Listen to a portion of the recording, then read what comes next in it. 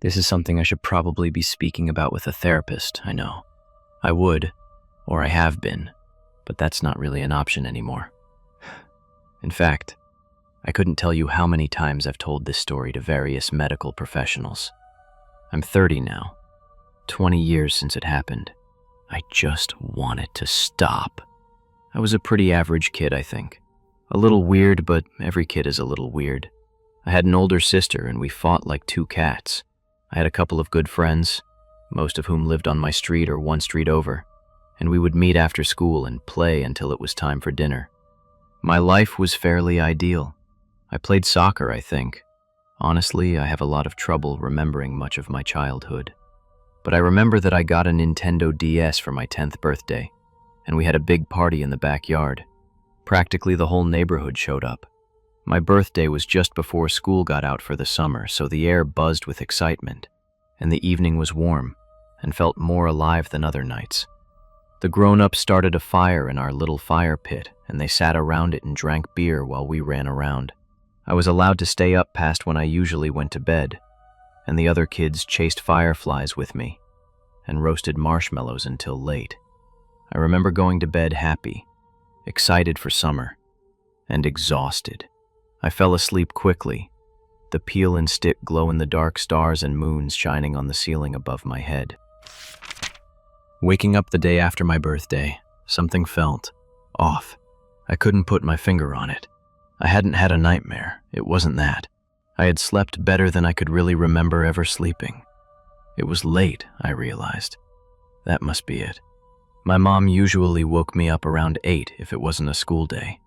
She said it was a good habit to be in the routine of waking up early and starting your day on the right foot. By the light streaming in from my windows and the slightly muggy heat in the room, I figured it was already 10 a.m. or so. I smiled, sliding out of bed. It must have been one final birthday treat, letting me sleep in. She had let me sleep in the day before, too, of course, although on my birthday itself I had wanted to get up as early as possible. "Mom?" I called into the hallway, poking my head out the door. No answer. I frowned. It was Saturday, so my dad was definitely already at work, but my mom wouldn't be. My sister wouldn't be home either. She had left the night before to spend the night at her friend's house. She was 13 now and allowed to have sleepovers, for which I was eternally jealous. I decided she must be out front in the garden. I put on a shirt and left my room. I smelled coffee, but there was none left in the pot. There were dishes in the sink too, with remnants of eggs stuck to a pan. It wasn't necessarily alarming, but it was strange. Even on days I slept in, there was always breakfast left over for me. I opened the front door, opening my mouth to call out to my mom, but I instantly froze. Halfway up our walkway was the mailman. He was on the ground, sprawled out awkwardly on the cement. Fresh blood pooled beneath him in a gruesome splatter. I didn't know what to do. I couldn't move. His limbs were bent at horrible angles. His face pointed away from me. It almost looked like some omnipotent force, had lifted him into the air and then slammed him back down. The package he must have been delivering lay a few feet away, the cardboard dented and soaked in red. I didn't need any confirmation he was dead. It wasn't a question. I had never seen a dead person before. Sometimes my parents had watched horror movies, but that hardly counted. I backed into the house and closed the door behind me. My mind was racing too fast, and my heart felt like it might burst out of my chest. Everything in my body was reeling, so much so that all I could do was move slowly, in a faux sense of calm. "Mom?" I called out again, into the silent house, my voice breaking. "Mom, are you home? Something happened outside. Mom!" No one answered. The house felt way too quiet. All I could hear was the blood rushing in my ears. I had to brace myself against the wall as I made my way to my parents' room, because I was almost shaking too hard to hold myself up. "Mom?" I pushed open her bedroom door. It creaked, the sound almost deafening against the silence that blanketed the room. Our old gray cat, Gumbo, weaseled her way through the crack and slipped out into the hallway. brushing against my leg on her way. I saw a lump in the bed. For a moment, I thought it was just pillows, but then I realized it couldn't have been. The bed was made, and all the pillows were accounted for, leaning against the headboard. "Mom, are you asleep?" It came out as a whisper, even though it wasn't like I had been trying not to wake her up. I wanted her awake badly. I think I just somehow already knew.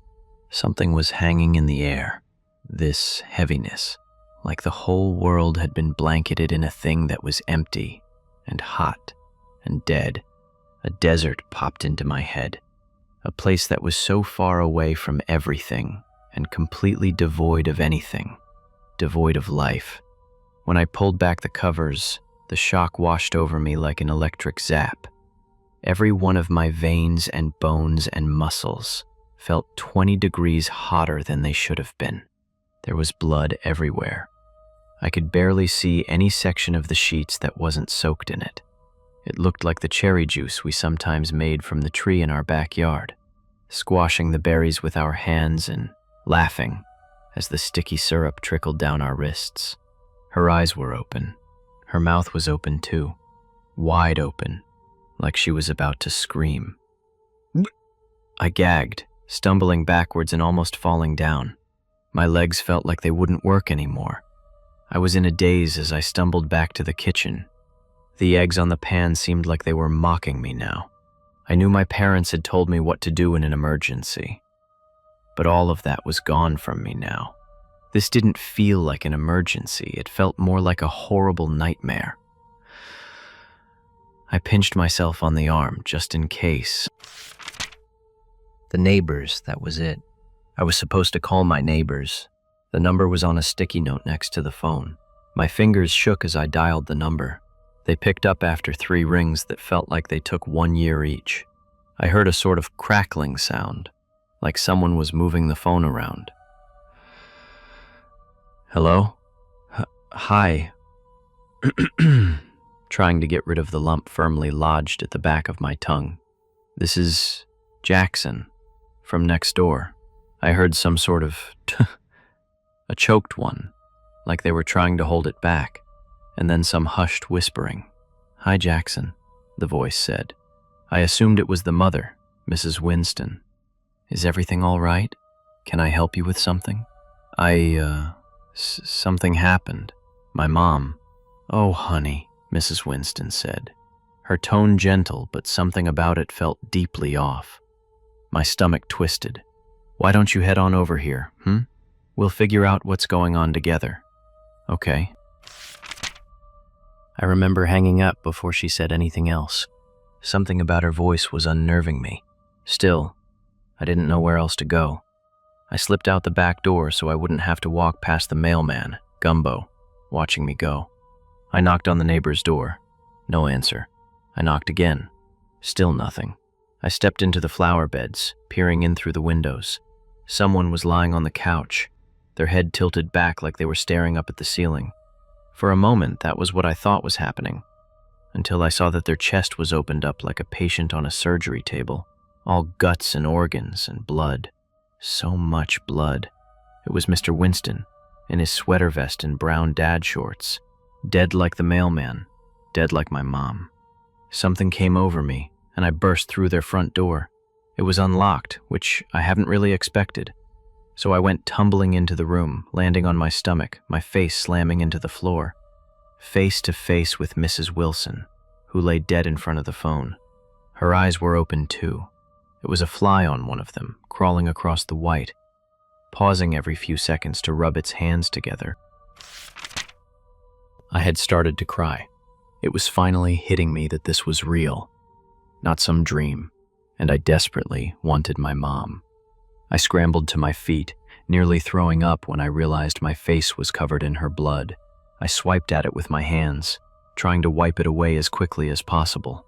Then, instinctively, I licked my lips. I braced myself for the coppery taste of the blood on my tongue, but it never came. It was sweet. I hesitated, trembling incessantly, before cautiously raising one of my red fingers to my lips. Sweet.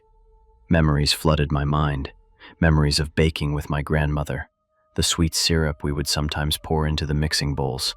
It was fucking corn syrup. I ran to my father's work, which was on the other side of town. By the time I got there, I was close to passing out and drenched in sweat, but it had made it a little easier to get here with the road completely devoid of cars. There were some parked on the side of the road, or every now and then in the middle of it, but none of them had people in them. Some of them had blood, thick and red and gooey blood. The nice receptionist that was always at the front desk and always gave me candy when my dad brought me in had her head against the computer. Her hair was matted with red liquid, as if someone had ripped out entire chunks of her scalp. Before I could think too hard about it, I wiped my finger across the side of her head and licked it. It was sweet, too. I felt like my brain was going to break, like I was standing on the edge of something completely incomprehensible. I shook the woman. She flopped like a rag doll. I sobbed, shoving her, and she slumped to the ground, her head knocking against the tiles. "Wake up!" I screamed at her. "I know you're not dead!" She didn't move an inch, just stared, unblinking, her mouth hanging half open. I ran into the room my dad usually worked in, scanning it for his workspace. I couldn't remember where it was, just that it was around halfway back and close to the wall. In every cubicle, someone was dead. Sometimes they looked halfway peaceful, as if they'd been caught by surprise, but most of them were eviscerated in one way or another. Entrails hanging out, bones showing, blood sprayed against the walls, even some with faces ripped clean off. It was like something unseeable had swept through the town on a rampage, but all of their blood was made of corn syrup. In a brave moment, I even touched one of the organs, something that looked like a strange, deflated balloon, and it jiggled, but more like plastic than a human body part. At one point, I swore I heard a giggle behind me. I whipped around, but no one was there. I found my dad at the water cooler, sitting against the wall, a cone paper cup still gripped loosely in his hand. He stared straight ahead, blood leaking from his eyes, nose, and mouth, like he'd exploded from the inside. "Dad," I whispered, grabbing his shoulder. "This isn't funny. Please stop." There was a strange look on his face that I could just barely make out through the red, almost like a smile. Like a smile someone would only make if they were trying very hard not to. I walked back home down the middle of the road, balancing on the yellow lines to have something to focus on, because I was fairly certain if I stopped walking, I wouldn't start again. When I got there, I climbed into bed and I closed my eyes. I didn't know what else to do. Eventually, after what must have been hours and hours of lying there, I drifted off into a restless sleep. I woke up to someone shaking my shoulder. I screamed, scrambling away from them, immediately wide awake and terrified. "Whoa!" My mom backed away, smiling. "Sorry, buddy. I didn't mean to scare you." I was breathing hard. I looked her over, clutching my chest. She was completely fine. She looked it, at least.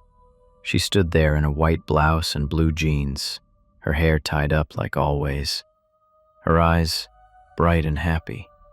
What day is it?" Her smile faded, and she frowned a little. It was then that I noticed the smell of bacon wafting in from the kitchen. "It's Sunday, bud. Remember? 2 days after my birthday. So yesterday had been real." "What happened yesterday?" She placed the back of her hand on my forehead, tutting softly. "Did one of those neighborhood kids you play with get you sick, honey?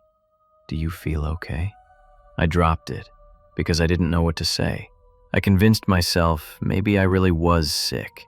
Maybe it had been some kind of feverish hallucination. And I was so relieved to see her. I didn't want to think about any of it anymore. I went to eat breakfast, sitting at the table between my dad and my sister, and everything was normal. But when I left the house later that day, I saw it.